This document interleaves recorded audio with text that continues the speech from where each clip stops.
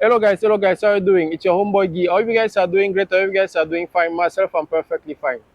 Today, I want to talk a little bit about being a salaryman in the Philippines here or being an entrepreneur. What will be probably the best option for a foreigner, somebody just arriving and want to make an income? Not even in the Philippines only, but probably, in general. Because I see a conversation on the internet a lot about being salary versus entrepreneur. A lot of people have that tendency to say that, oh, you should be an entrepreneur because if you're an entrepreneur, blah, blah, blah, you have more money, you have more freedom and stuff like that. So it seems like being a salaryman, it's already something that it's, default. But if you have an option first, probably you go for for being an entrepreneur.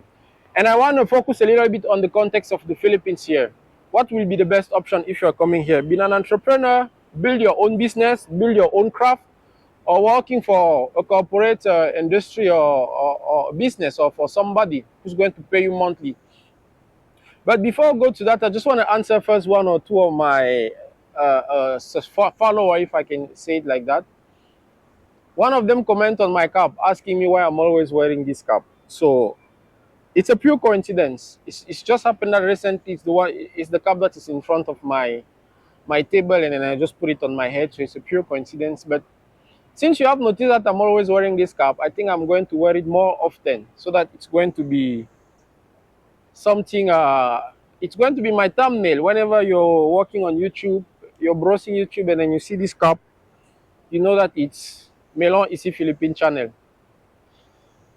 So the second one, it's the still a subscriber who asked me a lot of questions, including my contact number, my WhatsApp contact number. And he or she is not the only person asking that. I already received several inquiry about it. And I somehow know already the reason why they're asking. It's because they just want to have information about a lot of stuff about the Philippines, the tons of information. Okay, that's what I want to tell you guys. First of all, I cannot publish my personal number or even my business number in social media for the simple reason that I'm going to receive a tons of call and text. And I don't think I have enough time to handle each of you. The second thing is I have a lot of social media. Maybe I'm not so active there, but you can still reach out to me there. I have Instagram, I have Facebook, I have TikTok. I think I even have a Twitter. I'm not active there as much as I'm active on YouTube, but if you leave a message there, I can still see your message and I'm going to reply to you. Now, it doesn't mean that any message that you're going to send to me, I'm going to reply, but if I can, I will. Because at the end of the day, I'm not really paid for that. So just bear with me. And by the way, a lot of you guys asked a lot of questions, but if you watch my video, a lot of your answers are already included on my video.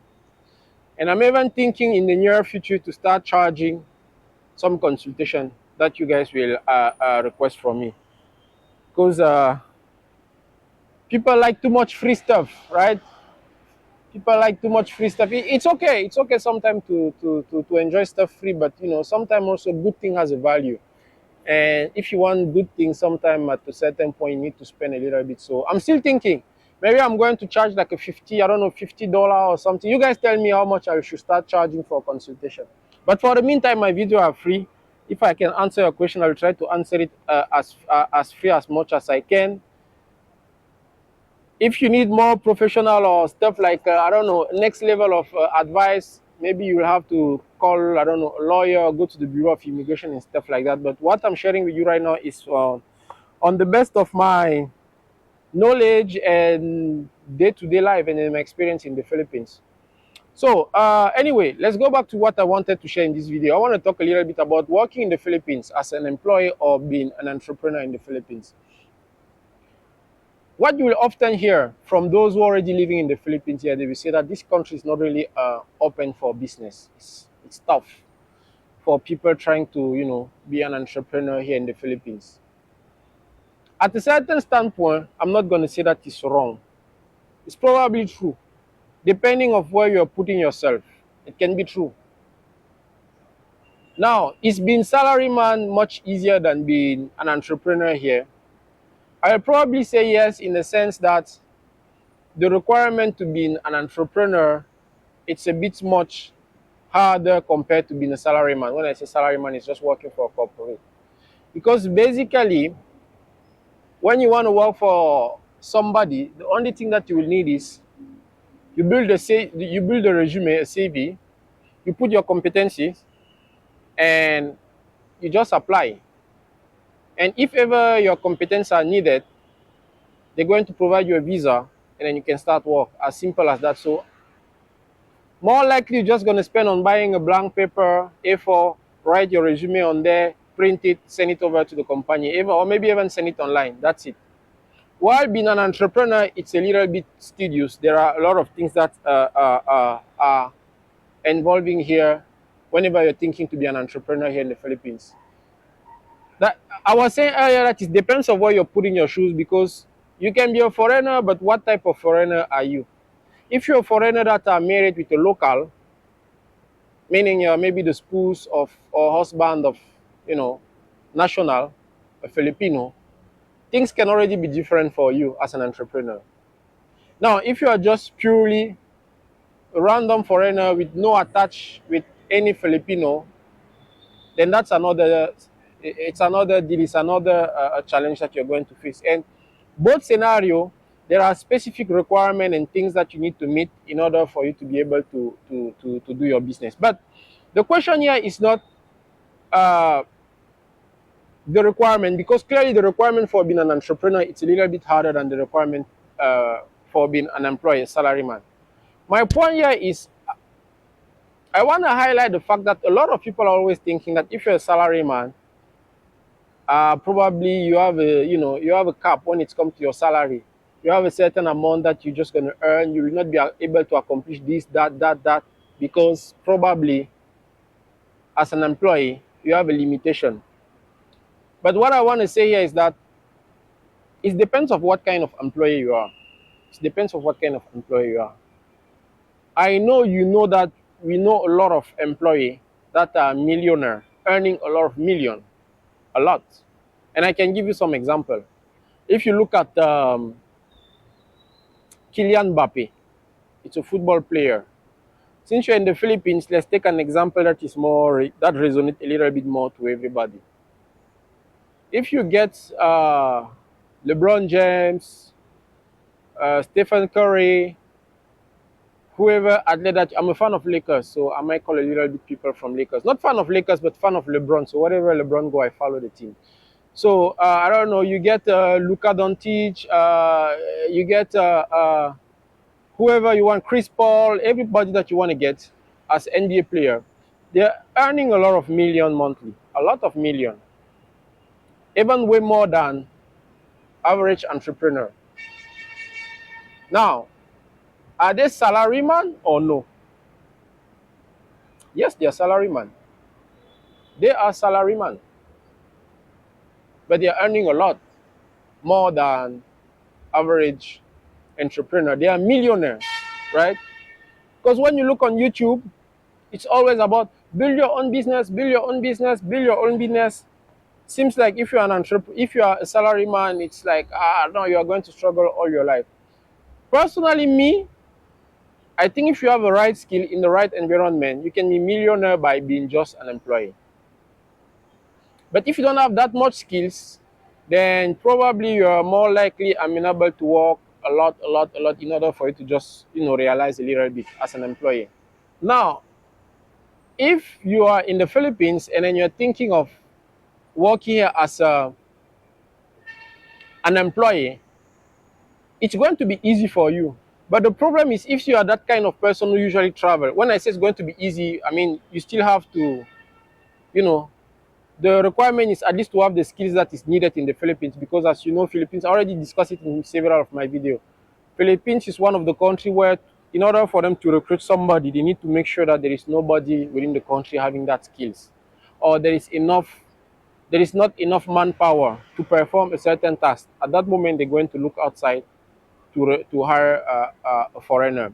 But what I'm trying to say is that if you are that kind of person who always travel, you're always abroad, you always think of living in a different country, or let's even say that you're planning to settle in a different country, maybe it's best for you to think of being an entrepreneur and specifically in the digital market. It was also highlighted in one of my videos before. Not because as an entrepreneur here you'll be billionaire like you're going to see on Facebook, like, oh, whenever you build your business, you're going to be a billionaire, work for yourself, you're going to have a lot of money and stuff like that. No. For me, the only thing that I'm seeing good as being an entrepreneur whenever you're traveling abroad is you will be able to bring your business with you, and it's giving you a flexibility when it comes to time. I'm not talking about necessarily earning a lot of money. What I'm trying to highlight here is the fact that if you are coming from Africa, from Europe, and then you want to settle in the Philippines, and you are able to teach music, since France, you were able to teach music, or Europe, you were able to teach music. Let's say you are able to develop an online business with that. At that moment, you can travel, still handle your business as an entrepreneur, and it gives you the opportunity to move from one country to another country. Myself personally, I'm going to do a little advertise for myself. I have reached a certain level where, regardless the country where I go, I believe that I can still make a little bit income from the day one that I arrive in the country. And the reason behind that is just because I've built couple business online where I don't really need a specific location in order for me to perform that. I just need internet connection and maybe this camera, it's fine. As the moment that I'm talking, this YouTube, I can do it in Singapore, I can do it in China, I can do it in Africa, I can do it wherever, and you're still going to see this video. This is an example. I have my French class that I give to students all around the world. They don't have to be here in the Philippines when I'm giving them tutoring. I just need a stable connection, internet connection, a laptop, then I can perform my task. In that sense, being an entrepreneur is good. Because sometimes you arrive in a country, you don't have the right skills to already do something. Let's say when you come to the Philippines, you don't speak English. I was also talking about it on one of my videos before. You don't speak English. How are you going to do to work? It's going to take you some time to learn English, right? Unless if you have a specific skill that is very technical. But if it's just a general skills, you need to translate it first in a local language, which is English. So it's going to take you some time. But if you're able to teach music, to teach art or some stuff like that, you can still bring it with you and then start performing in whatever country you are. So that's why for me, salaryman is not the best thing to do whenever you're planning to move abroad or living from one country to another country. Not because salaryman doesn't give you money a lot, but being a salaryman, you need to know first the culture, the environment, the codes, and a lot of things as you arrive. While being an entrepreneur, you can just relocate your business from your country to the new country where you're going, and then you start already from there, maximizing your money from day one. If you want to turn back to salaryman, at least your small business is giving you some money online, and the time that you feel comfortable already or you know enough the codes, you can just go back to your normal business. And again, salaryman here, people are so wrong when they always say that no, being a salaryman is a struggle. I told you there is a lot of others that are salaryman and they're earning in millions. I know a lot of entrepreneurs that are entrepreneurs, but they are not even earning $100,000 a year. So it's not really about where do you earn most, but it's really about where do you have a flexibility to do whatever you want to do while still making earning. And I think for somebody traveling, being committed to an office where you're going to work, I don't know, 35 or 42 hours a week. What about if you decide to move or change country? You will not be able to relocate with your company. So I hope this make a little bit sense to you. For you guys who are planning to come in the Philippines here, think about it. I will never stop emphasize it. Try to build an online business, a digital business. Try to develop yourself. There is a lot of things that you can develop online. Take it with you and then start selling that skills wherever you are online. You can even keep your own customer that you had already previously back in your country while waiting to adjust or to acclimate to the new country where you are. And then after that, maybe you can even establish that online business in the current country where you're living. Or you can even move to salaryman or to, a different type of business as what you wish. I hope this video was a little bit helpful. Keep liking, keep watching, more importantly, keep subscribing. For those who want to reach out to me, again, I have all social media. Bonjour Melon, ici Philippines. You can reach out to me there. Leave your message. If I can reply to you, I will reply. in the nearest future, I'll start thinking of charging you guys, because there is nothing that is free in this world. Really, we are living in a capital world. I'm even giving you a video like this for free, but YouTube is asking you to pay internet connection. So somehow the bottom line is it's all about money. No, but seriously, if I can answer you guys, I'll be glad to answer. This is also my way of giving something, a little bit. I wish I had this kind of video when I was coming to the Philippines. And I'm also watching some more YouTuber from other country, and I'm also learning from them. So it's an exchange of knowledge. Okay, take good care of yourself. Bibala.